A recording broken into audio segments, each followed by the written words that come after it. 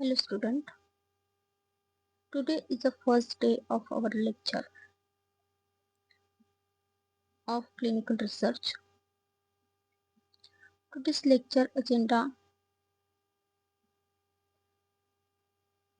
Introduction to clinical research, key points for clinical research, why clinical research is important, type of clinical research and history of clinical research and new drug development.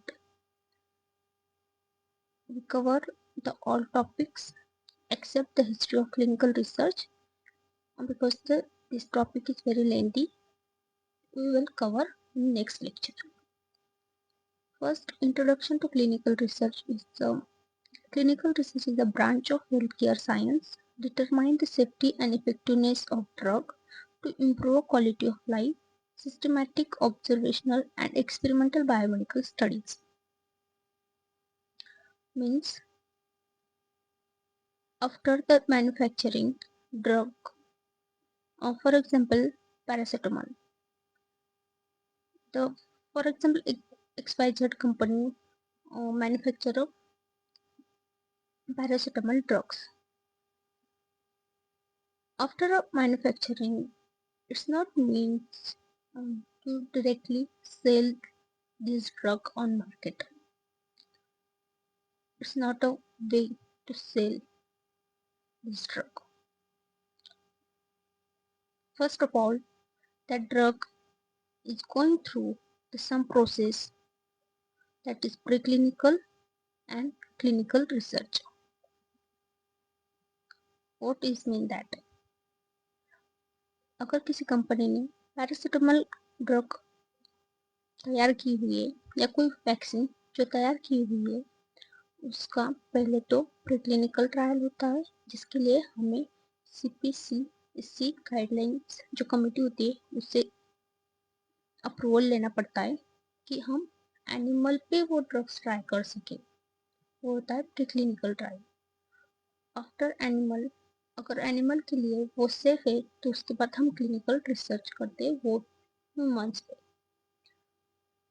Human पे trial होने के बाद हम FDA से approval लेते हैं वो drug market में लाने के लिए.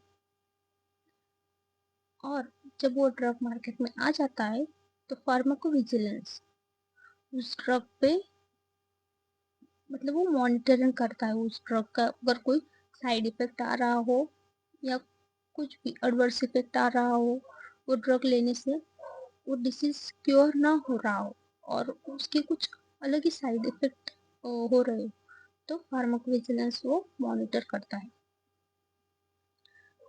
तो क्लिनिकल रिसर्च इसका काम क्या है कि वो ड्रग का सेफ्टी मतलब वो ड्रग सेफ हो ह्यूमन और ह्यूमन के लिए और इफेक्टिवनेस वो इफेक्टिव हो ड्रग ताकि वो जो डिसीज है वो क्योर कर सके. इससे क्या होगा कि हमारी जो ह्यूमन की लाइफ है वो बेटर होगी, इम्प्रूव होगी, पेशेंट की जो केयर है वो इम्प्रूव होगी. इसलिए हमें ये प्रोसेस करनी पड़ती है. और ये प्रोसेस हम कैसे करते हैं? सिस्टमैटिकली ऑब्जर्व करते हैं. Clinical research that is interventional and observational होता है, दो टाइप के होते हैं. और एक्सपेरिमेंट करते हैं. जो ह्यूमन्स होते हैं उन पे हम अलग अलग एक्सपेरिमेंट करते हैं. That is the definition. The whole process of clinical research and clinical trial is synchronized in the one definition, that is branch of healthcare science determines safety effectiveness of drug to improve quality of life, systematical observational and experimental biomedical studies.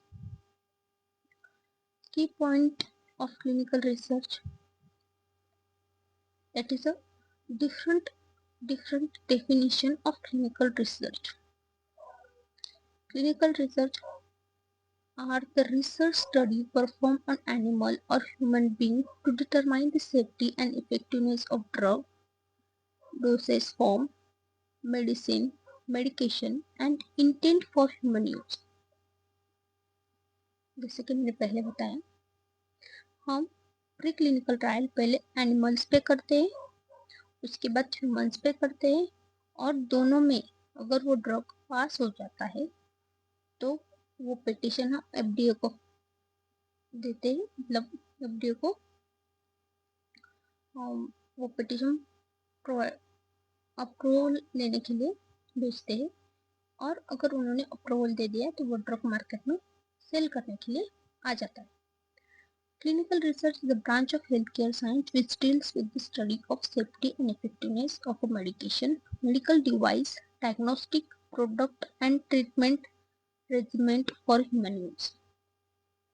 जो drug है उसे बहुत सारे process से आना पड़ता है एक अनहेल्दी पर्सन तक आने के लिए, उसे ये सारे स्टेप फॉलो करने पड़ते हैं।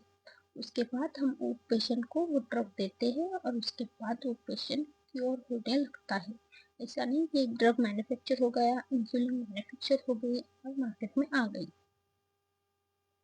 Clinical research is biomedical science for use of animal और ह्यूमन यूज। ओके, एक बायोमेडिकल साइंस है जहाँ हम एनिमल को और ह्यूमन को एज ए सब्जेक्ट यूज करते हैं उन पे टेस्ट करने के लिए।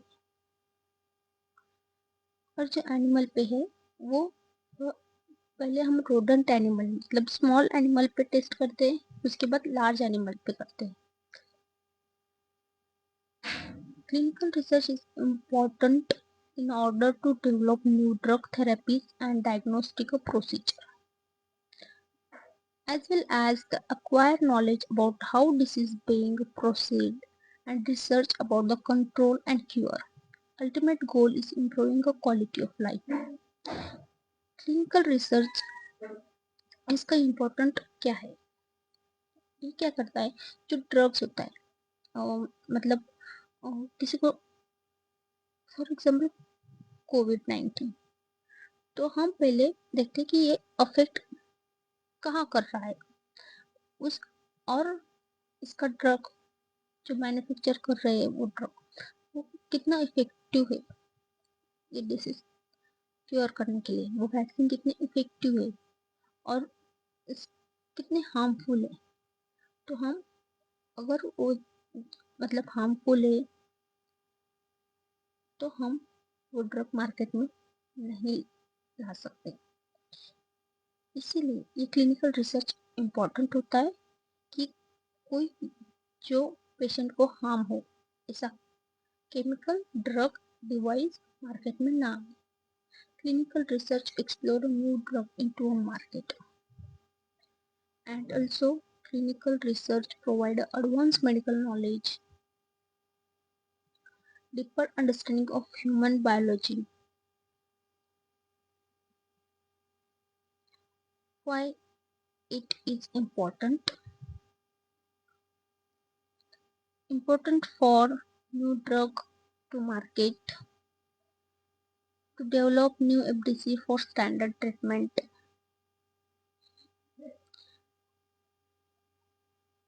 to detect, diagnose and control a disease. New technique for screening and diagnosing a disease, reducing a burden of illness and disability. New method for surgery, improve quality of human life, lengthening of life. Clinical research बहुत important होता है।